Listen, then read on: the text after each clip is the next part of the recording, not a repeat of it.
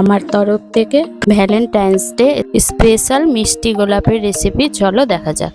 কিছুটা নারকেল কোড়া আর ক্ষীর নিয়ে নিয়েছি। গ্যাসে কড়াই বসিয়ে ওই নারকেল কোড়া আর ক্ষীর দিয়ে দিয়েছি আর কিছুটা চিনি দিয়ে দিলাম। গ্যাসের ফ্লেম মিডিয়াম করে এই সবগুলোকে গলিয়ে নিয়ে ভালো করে এইভাবে একটা পুর তৈরি করে নিতে হবে।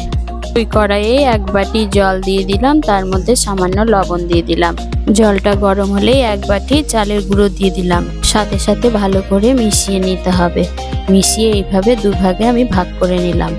এক ভাগ তুলে নিয়েছি আর এক ভাগে বিটের জুস দিয়ে ভালো করে মিশিয়ে নিয়ে 5 মিনিট ঢেকে রেখে দিয়েছি। তাতে বিটের গন্ধটা চলে যাবে। ঢাকনা তুলে ভালো করে নেড়ে চেড়ে ভালো করে শুকিয়ে নিতে হবে। এই যে দেখো, 3টা উপকরণ আমার কাছে রেডি। এগুলো ঠান্ডা হয়ে গেলে তাতে ঘি দিয়ে ভালো করে মেখে নিতে হবে। তারপর লেচি কেটে বড় রুটির মতো বেলে ছোট বাটি দিয়ে বসিয়ে গোল গোল করে কেটে নিয়েছি।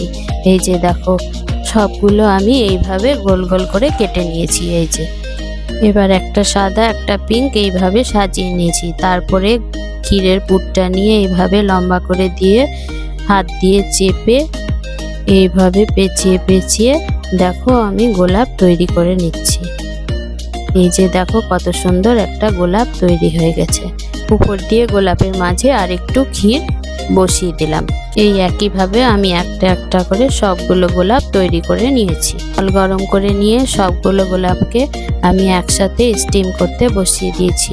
ঢেকে 10 মিনিট রেখে দিয়েছি। 10 মিনিট পর দেখো কি সুন্দর গোলাপগুলো সব ফুলে ফুলে রেডি হয়ে গেছে। আরো কত সুন্দর লাগছে। একটু ঠান্ডা হয়ে গেছে। তারপর দেখো আমি একটা একটা করে স্টিম থেকে তুলে থালার মধ্যে সবগুলো সাজিয়ে নিয়েছি। কেমন হয়েছে দেখতে অবশ্যই কমেন্টে জানিও।